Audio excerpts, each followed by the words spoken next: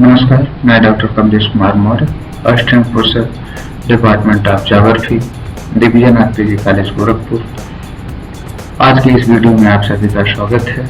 मैं किसी विषय पर चर्चा करूं इससे पहले आपसे अनुरोध है कि हमारे YouTube चैनल को जिन लोगों ने सब्सक्राइब नहीं किया है वो सब्सक्राइब कर लें, जिससे हमारा वीडियो समय से उनको प्राप्त होता रहे। पिछले वीडियो में जैसा कि हमने चर्चा किया कि कोरल रीफ के विकास के लिए कौन कौन सी उपयुक्त दशाएं होती हैं, दुनिया में कोरल रीफ का विकास कहाँ कहाँ हुआ है, कोरल रीफ के विकास के लिए 20 से 21 डिग्री सेल्सियस तक औसतन टेम्परेचर की जरूरत होती है, 60 मीटर की औसत गहराई होती है, 27 से 30 प्रति हजार लवणता होती है, साफ जल, तरंगे आदि विषयों पर हमने चर्चा किया था। दोस्तों, कोरल रीफ का विकास जिन स्थानों पे हुआ है, हर जगह पे यह उपयुक्त दशाएं पाई जाती हैं, या जिस समय उनका निर्माण हुआ होगा उस समय यह उपयुक्त दशा रही होगी, ऐसा जान नहीं पड़ता है। मुख्यतः औद्योगिक प्रवाल और जो एटॉल का विकास हुआ है उसमें जो लैगून है उसकी गहराई नियमित तौर पे 60 मीटर बनी रहती है। ऐसा क्यों है? अनेक अध्ययनों से यह भी पता लगा है कि जो लैगून है उसकी गहराई नियत बनी रहती है। आप यह भी जानते होंगे कि पृथ्वी पर अनेक कालों में जो समुद्र का तल है वह स्थिर नहीं रहा है, स्थलखंड है वह स्थिर नहीं रहे हैं, वह गतिमान रहे हैं। इन प्रवाल भित्तियों के निर्माण में एक लंबा समय लगता है। अतः जिन स्थानों पर वो प्रवाल भित्तियों का निर्माण हुआ है वहां सदैव उसकी अनुकूल परिस्थितियां पाई गई होंगी, ऐसा संभव जान नहीं पड़ता है। खास करके औद्योगिक प्रवाल भित्तियां और एटॉल एक बड़ी समस्या उत्पन्न करते हैं। इसीलिए इससे संबंधित विभिन्न विद्वानों ने कुछ थ्योरियां प्रतिपादित की है। आज हम उस विषय पे चर्चा करते हैं। आइए देखते हैं। वर्तमान में जिन स्थानों पे प्रवाल भित्तियां पाई जाती हैं, पृथ्वी के भौगोलिक इतिहास में वहां वर्तमान की तरह उपयुक्त दशाएं रही होंगी जिससे प्रवाल भित्तियों का विकास हुआ है, ऐसा जान नहीं पड़ता है। इसके निम्नलिखित रीजन है, आइए इस पर हम चर्चा करते हैं। प्लेस्टोसीन काल में जब पृथ्वी पर हिमों का प्रभाव था, समुद्र का तल नीचा हुआ होगा, उस समय प्रवाल भित्तियां जहां विकसित हुई हैं उसका तल निश्चित रूप से नीचा हुआ होगा, अर्थात उनकी गहराई कम हुई होगी। बाद में समुद्र तल बढ़ा, वह अधिक गहराई में हो गई। इसके बावजूद भी प्रवाल भित्तियां विकसित हुई हैं।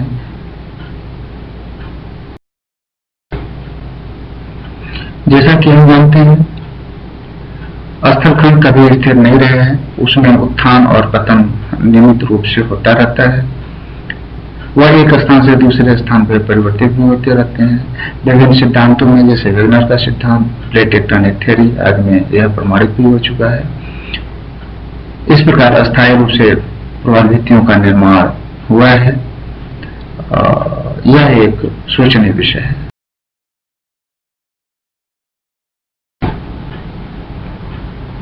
कुछ प्रवाल भित्तियां जो सीमांत कोरल रीफ कहे जाते हैं, वह उनका विकास ठंडे प्रदेशों में पाई जाती हैं। हालांकि वहाँ वर्तमान में प्रवाल भित्तियां तो मिलती हैं, लेकिन जो पॉलिप जीव है वो पॉलिप जीव अभी जीवित नहीं है। फिर उन ठंडे क्षेत्रों में प्रवाल भित्तियों का विकास कैसे हुआ है, यह भी एक विचारणीय तथ्य है। जैसा कि पिछले वीडियो में मैंने चर्चा भी किया था कि प्रवाल भित्तियों के विकास के लिए 60 मीटर की औसत गहराई पर्याप्त होती है। इससे नीचे पॉलिप जीव जीवित नहीं रह सकता है। किंतु जो प्रवाल भित्तियां हैं वह अधिक गहराई में भी पाई जाती हैं, उससे कम गहरे क्षेत्रों में भी पाए जाते हैं। कई एटॉल का विकास आश्चर्यजनक रूप से हुआ है। इनका विकास कैसे हुआ है, यह भी एक विचारणीय प्रश्न है।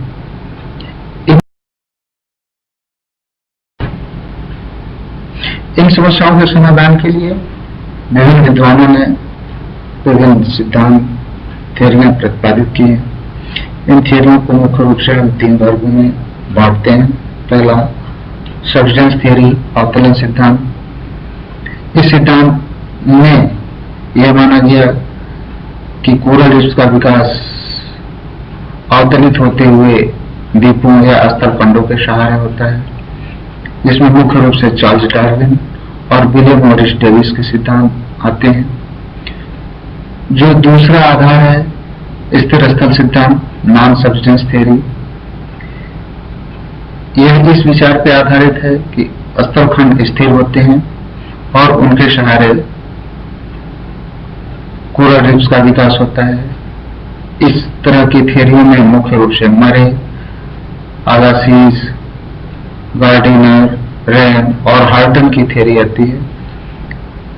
तीसरी थियरी है हिमालय नियंत्रण सिद्धांत, ग्लेशियल कंट्रोल थियरी, जिसमें मुख्य रूप से डेली ने एक सिद्धांत दिया, जिसमें यह माना जाता है कि समुद्र का तल नीचा होने का मुख्य कारण हिमालयीकरण था, जिससे समुद्र का जल हिम के रूप में जम गया और समुद्र का तल नीचा हुआ, इसलिए अधिक गहराई में भी प्रवाल भित्तियों का निर्माण हुआ। इसमें आइए देखते हैं कुछ थियरियों को।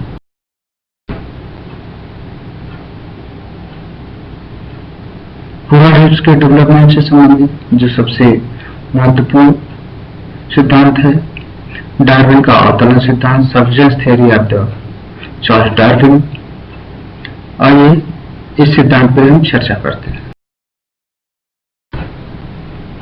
डार्विन ने अपने इस सिद्धांत का प्रतिपादन 1837 में किया था, किंतु वह स्वयं भी इससे संतुष्ट नहीं थे तथा अन्य विद्वानों द्वारा इसकी आलोचना की गई, इसलिए उन्होंने पुनः इसे संशोधित करके 1842 में एक नए सिद्धांत के रूप में प्रतिपादित किया। इनके सिद्धांत को चर्चा करें तो इनके सिद्धांत को मुख्य रूप से 3 चरणों में हम विभाग कर सकते हैं। पहला चरण वह होता है जिसमें एक द्वीप होता है, स्थलखंड होता है, उससे लगा समुद्र होता है, उसका एक विस्तृत चबूतरा होता है, जहां प्रवाल भित्तियों के विकास के लिए एक उपयुक्त कंडीशन पाई जाती है और उसके सहारे प्रवाल भित्तियों का विकास होता है। प्रवाल भित्तियों का विकास समुद्र में अंदर की तरफ होता है। उस स्थल के सहारे जो प्रवाल भित्तियां विकसित होती हैं वो प्राथमिक रूप में होती हैं, जिन्हें तटीय प्रवाल भित्तियां, फ्रेमिंग रीफ कहते हैं। कालांतर में वह स्थलखंड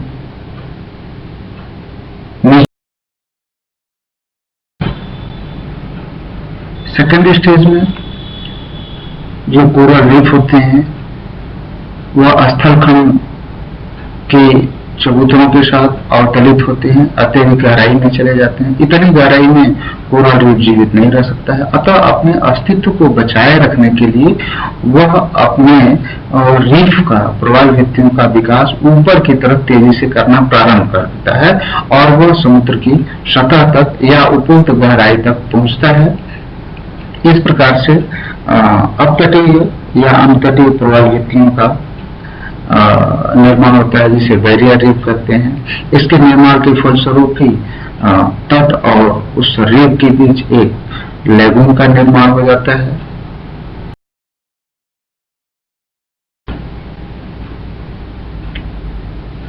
अवरोधी प्रवाल भित्तियों और लेगून के निर्माण के साथ ही उसमें पुनः अवतरण होता है और वह अपने तीसरे स्टेज में पहुंच जाता है।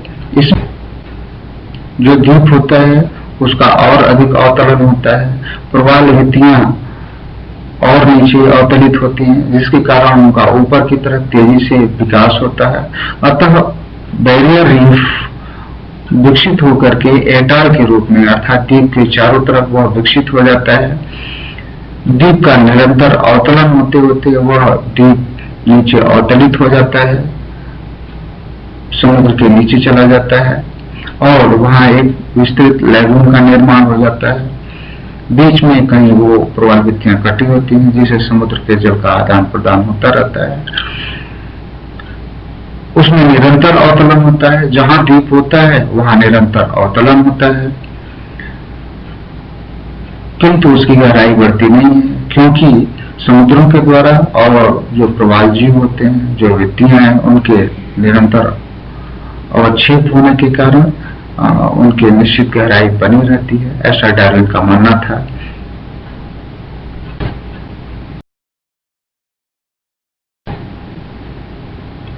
डार्विन की सब्सिडेंस थ्योरी को इस चित्र के द्वारा भी समझा जा सकता है कि सर्वप्रथम एक द्वीप होता है, द्वीप के चारों तरफ बैरियर रीफ का निर्माण होता है, तटीय प्रवाल का निर्माण होता है, पुनः बैरियर रीफ का निर्माण होता है, द्वीप का निरंतर अवतलन होता है और एक कंडीशन ऐसी आती है कि द्वीप पूर्णतः अवतलित होकर के समुद्र में समा जाता है और वहाँ एक लैगून का निर्माण होता है।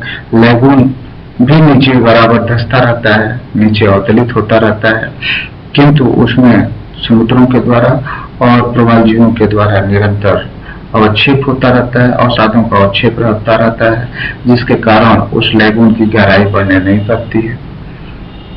ये आइए अब हम यह देखते हैं कि डार्विन लैगून में निरंतर प्रवाल जीवों का और समुद्रों के द्वारा अवक्षेप होता रहता है, इसलिए लैगून की जो गहराई है वह कम होनी चाहिए। लेकिन अनेक प्रमाणों के बाद डार्विन ने यह सिद्ध किया कि इसकी गहराई नियत बनी रहती है। निक्षेप होने के बाद भी लैगून की गहराई का नियत बना रहना यह प्रमाणित करता है कि उस लैगून का जो तल है वह नीचे की तरफ धंस रहा है, नीचे की तरफ अवतलित हो रहा है। ने किन प्रमाणों के आधार पर अपने सिद्धांत का प्रतिपादन किया है? इसमें पहला है लैगून का निरंतर छिछला बना रहना।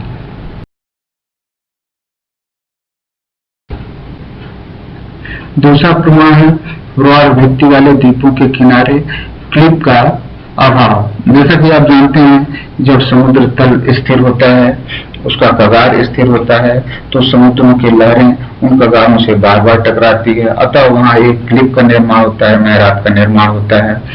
जिन स्थानों पर प्रवाल भित्तियां पाई जाती हैं वहाँ इस तरह के क्लिप या मेहराब नहीं पाए जाते हैं, जो यह प्रमाणित करता है कि यह जो कगार है वह निश्चित रूप से अवतलित हुआ है।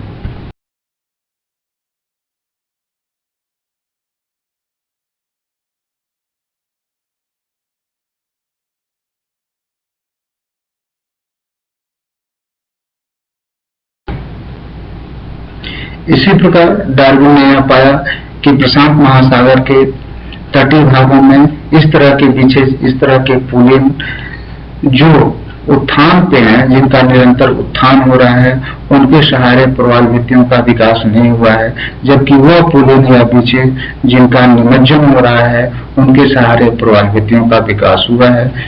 इसके आधार पर डार्विन ने यह प्रमाणित किया कि उत्थित पुलिन या बीचेस के सहारे प्रवाल भित्तियों का विकास न होना यह प्रमाणित करता है कि प्रवाल भित्तियों का विकास अवतलित कगारों के सहारे ही होता है।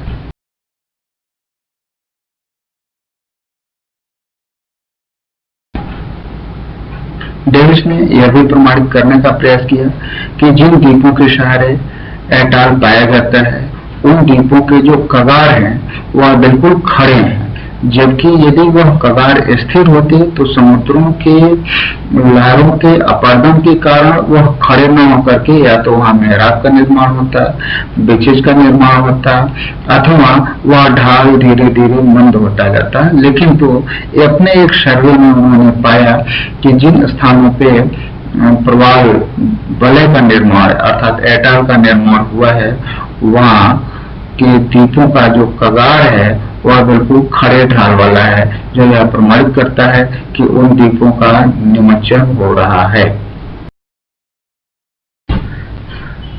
डार्विन ने अनेक शोधों से यह प्रमाणित करने का प्रयास किया कि जो प्रवाल भित्तियों अथवा एटॉल का निर्माण हुआ है, उसका जो आधार तल होता है, बेस होता है, वो अत्यधिक चौड़ा होता है तथा ज्यों-ज्यों ऊपर प्रवाल भित्तियां उठती जाती हैं वह कम चौड़ी होती जाती हैं, अर्थात पतली होती जाती हैं, जो यह प्रमाणित करता है कि जब प्रथम स्तर पे प्रवालभित्तियों का निर्माण हुआ होगा, उनका एक विस्तृत चबूतरा बना, किंतु धीरे धीरे अवतलन हुआ। अवतलन के कारण प्रवालभित्तियों का विकास ऊपर की तरफ तेजी से हुआ, जिससे वह कम चौड़ी होती गई।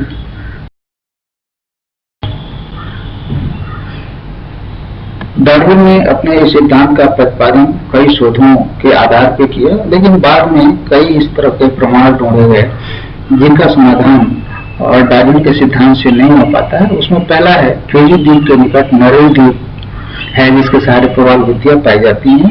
इसकी विशेषता यह है कि यहाँ तीनों प्रकार की प्रवालभित्तियां पाई जाती है, यानी तटीय प्रवालभित्तियां, अवरोधी प्रवालभित्तियां और ऐताल, तीनों प्रकार की प्रवालभित्तियां पाई जाती हैं, जो यह प्रमाणित करता है कि जिस तरह से डार्विन ने अपने सिद्धांत को प्रतिपादित किया, वास्तव में इस तरह से प्रवालभित्तियों का निर्माण नहीं होता।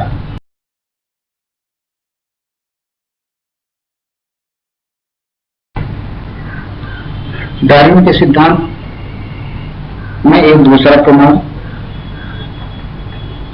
यह है कि सांता आना प्रवालद्वीप के सहारे जिन प्रवालभित्तियों की निर्माण हुआ है, उनकी मोटाई मात्र 60 मीटर है, और यह प्रवालद्वीप ऐसे द्वीप के सहारे बना हुआ है जो द्वीप निरंतर ऊपर की तरफ उठ रहा है। जबकि डार्विन ने यह कहा था कि प्रवाल द्वीपों का निर्माण केवल निमज्जित होने वाले द्वीपों के सहारे ही होता है, लेकिन इसके विरोध में यहाँ ऐसे द्वीप के सहारे प्रवालभित्तियों का निर्माण हुआ है जो निरंतर उत्थान कर रहा है।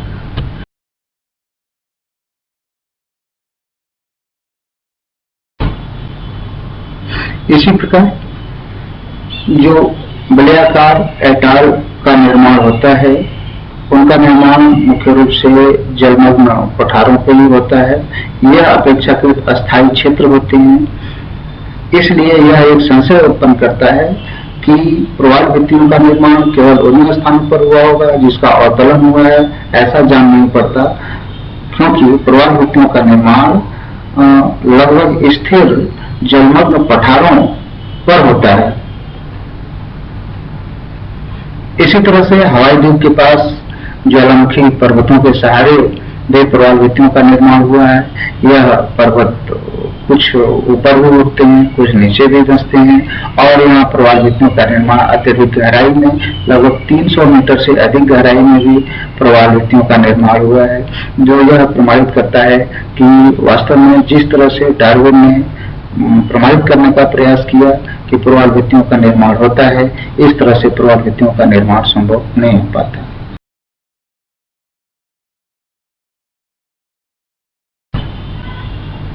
इस प्रकार से आपने देखा कि डार्विन ने यथासंभव यह प्रमाणित करने का प्रयास किया कि ऐताल का निर्माण, प्रवालभित्तियों का निर्माण किस प्रकार से होता है, किंतु बाद में इस तरह की कई शोध किए गए, कई स्थान खोजे गए जो डार्विन के प्रमाण सिद्धांत को अप्रमाणित भी करते हैं, लेकिन फिर भी उसके बाद के कई सिद्धांत प्रतिपादित किए गए, जिसमें मरे का सिद्धांत महत्वपूर्ण है।